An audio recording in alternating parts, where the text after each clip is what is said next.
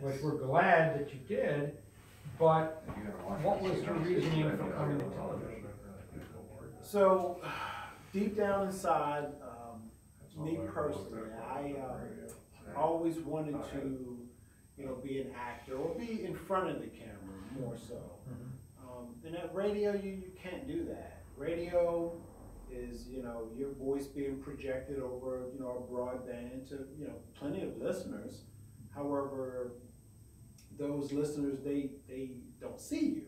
Right. They don't see your guests. They don't see your panel unless you, utilize means to project it to them, Facebook Live or something like that. But it's not quite the same as being in a production studio like TV is. You have your multiple cameras. You have your high grade software for broadcasting, and to give you, multiple looks, multiple views. So I wanted to up the production more.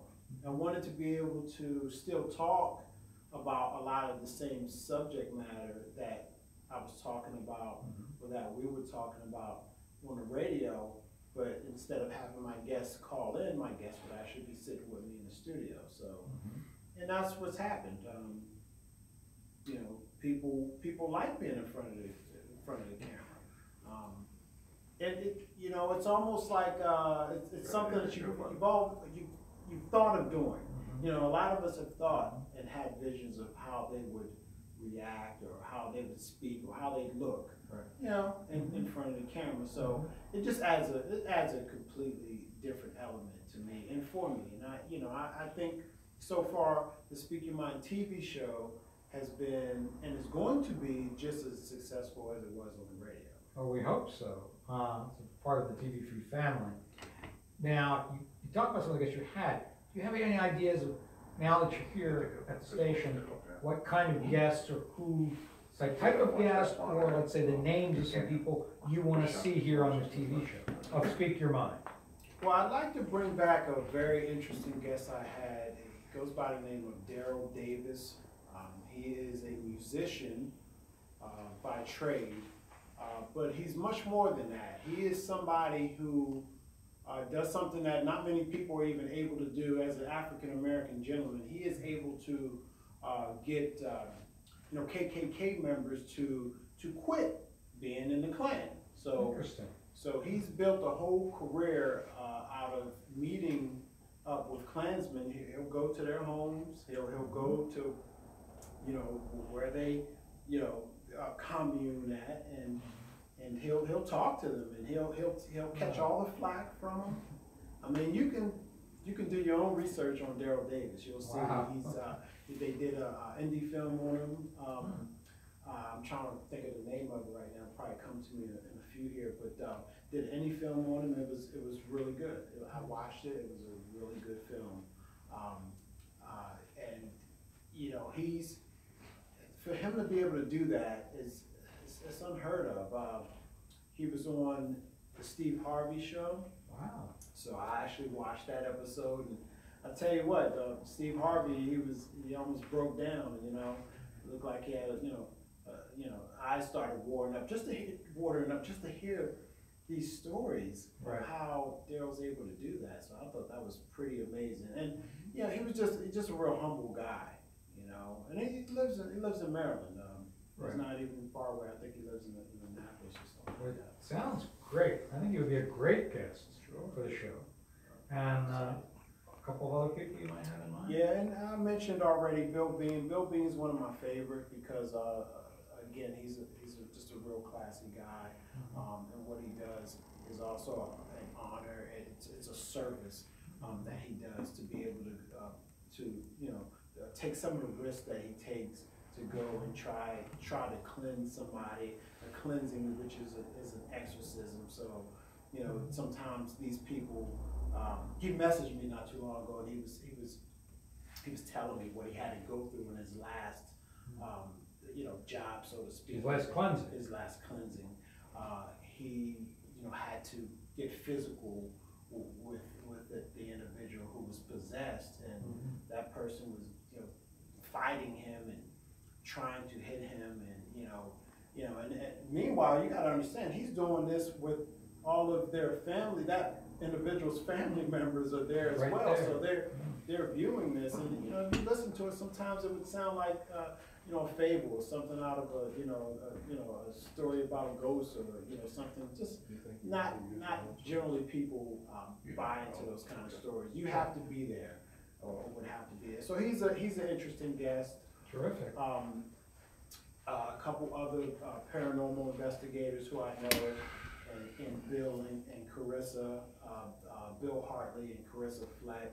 They're two really great people as well. They go and they investigate, you know, homes, and they do similar task as what Bill does. They cleanse homes and try to you know, rid you of demons or whatever.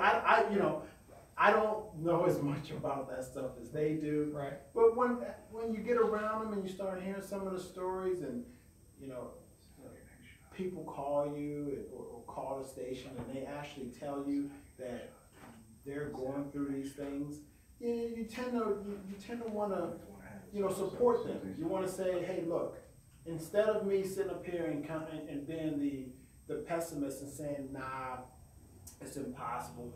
You know, listen to the story and try to understand what somebody's going through, and I think that's what intrigues me the most about those guests. We also, I know, have a lot of connections in the entertainment world, Yes. in music, Yes. and in comedians, and even in the, I guess we would call the transsexual or drag queens and those people. So what I also do is I promote entertainment.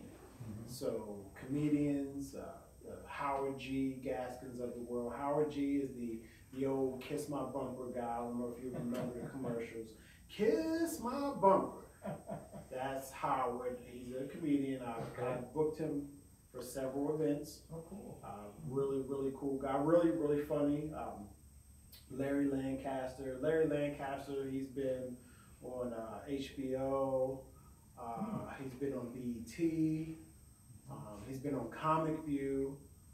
So he's had some television appearances. I actually just booked him for an event coming up in February 10th. He'll be there. So you get them here. So yeah, all of those people I just mentioned, I can get in the studio. Oh, terrific. So, you know, the Speak Your Mind TV show is really going to develop into something special this year.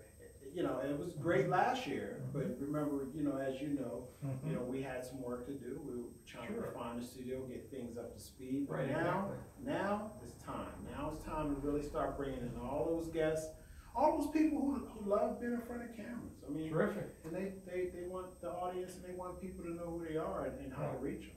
Well, let's not forget Cole, and to bring him in on this, because he's still going to be on your show, isn't he? Yeah, and Cole Collins, I call him. Cole Collins. He's been patiently waiting. He knew that here at TV Free we had a little bit more construction to do, and just some pieces to the puzzle, additives that we wanted to install. And I spoke with him the other day, and he's excited. Well, terrific. Getting back in, his co-host position, and he's got some ideas. He's been, throwing some ideas my way, and some guests that he'd like to bring in. Good, because he was like a good kind of co-host with you at times. Yeah, him and I, our chemistry is really good together. He's funny, but yet, as you know, he's really smart. Yes, he is. He knows a lot. I mean, sometimes you need that. It's kind of like, being the president of the United States and having your whole cabinet they're really the smart people, and you just kind of like the poster, Right. poster for the world to see. That's kind of hot. Right. I mean, for example, I did an interview a couple days ago with a woman who was the president of the Maryland Taxpayers Association. We brought up to her that the video he did, where he talked about health care, that really explained it in everyday language so people could understand it. And he's good at that, breaking down the difficult stuff or the language they use in Washington and bring it down so everybody can see where they're coming from. He's also a writer, Yes. book writer. He he's, Right. you know, he wrote the Witch of Washington. And, Right. and he's just good. Like you said, his wordplay, he's very charismatic.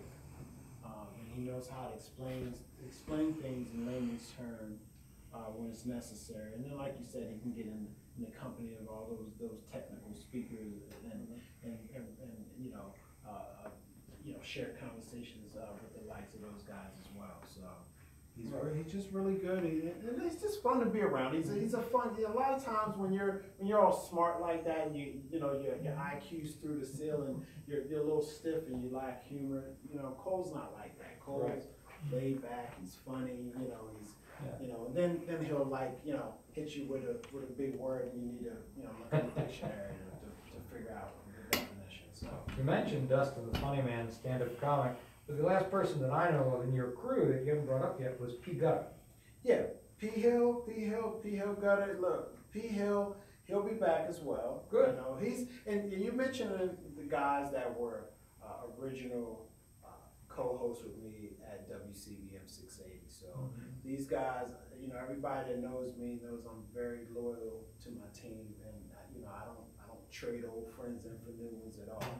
And I found a place for everybody. I want them to grow with TV Free Baltimore. I want them to grow with the Speak Your Mind show, and then I want them to start their own shows. I want them to come up with their own creative concepts for like I said, a show of their own. But since we're a team, you keep the team together, and then eventually kind of like a coaching staff, your assistant coaches eventually become, head coaches, Right. So that's kind of how I think of it. I still have a lot of people to respect what you're doing and hear and be a part of what you're doing. Then you got to give them something interesting to want to show up at, like TV Free. Right. Nice establishment. It's in the great town of Lansdowne. Everybody I talk to say, "Oh yeah, Lansdowne. Oh, that's not too far away." It's kind of like a good, a central location. Right. You know what I mean? Right. So, it's just I'm looking forward to what's going to happen here in the next few months. Well, one of your former co-hosts who you started out with was Jimmy Zane. Jimmy Zane. What's happened with Jimmy? Jimmy is also he's a DJ. Okay, so Jimmy works a lot on Saturdays, and he DJs weddings, and just personal parties and stuff. So he's got a job that it's kind of quote unquote that everybody's not supposed to know that he does. So I won't mention that. I won't mention that job here at TV Free. But so he does that during the day. He's got a lot of credentials. Yeah. Jimmy does. He does. Jimmy has done a lot of hard work to become registered in the state of Maryland as somebody who has almost the same authority as what a police officer would. Wow. So he does that, and then like I said, he on the side he DJs. So he's busy a lot. Busy man. Do you ever think of getting him in here, even just as a guest?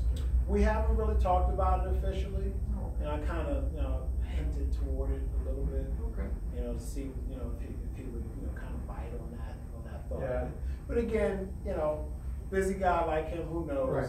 And he that was my lieutenant, so to speak, at the Speak Your Mind show at CBM. He was my right hand co-host. Pretty much had the same authority and disposition as myself, as far as what he knew the show was about. He embodied the show like myself. Right. So I would like to have him back, but I understand. I mean, it's in today's society, you have to work. Unless you landed that job that just pays you so much money to where you can support everything, you kind of have to work multiple jobs to take care of house and home. So. Well, and let's not forget before we stop, a Baltimore broadcasting veteran and legend, Ron Savage. Ron Savage, producer extraordinaire. Yeah, Ron Savage, he was the producer of the Speak Your Mind show Okay. at WCBM. So, and he's really great. He's somebody else, I know you and I, we talked about getting him here. I mean, he was an on-air personality in Baltimore radio show. Yeah, he had his own Show. radio show once upon a time. Mhm. You know, and it did well. People still know who Ron is, and Ron's still at CBM. Ron actually, he produces the Pat McDonough show now. Oh, okay. So Wow. yeah, so he produces Pat's show, and you know who Pat McDonough is, Oh, of course. and it's a fun show. He learned something with the Speak Your Mind show, and he Yeah. would tell you this just the same. He would, obviously we weren't very happy that we ended the show as abruptly as we did. However, during the duration of the show, he learned how to open up his laptop, go live on Facebook, which is just live streaming. So he created his own show. He didn't, he was a producer, and if you were listening to it on the radio, you'd be like, yeah, hey, that's Ron, every now and then chiming in. Yeah. But once he learned how to really open up a little bit more exposure for himself as a personality again, Right. that kind of changed. That increased his love for what he was doing. It took it down a different road for Right. Ron, and he'll tell you that. And we'll get him in the studio. He'll tell you. Terrific. that one day. I think it really sounds exciting. We're happy to have you as a big part of the family and to bring all those gentlemen with you. And we hope to see a new production of Speak Your Mind real soon. Yes, sir. Yes, sir. I'm excited about it in just due time. All maybe, right. Maybe next Saturday. Well, let's hope. And so thank you for stopping by, Gary. Absolutely, Paul. All right. Glad to be And here. there we go, folks. That's another show wrapped up, and we'll see you next time. So, and you were live streaming on Dundalk TV, Paul Stefan, and We also were. Derek Sterling. We were live streaming. Woo! Did you like it?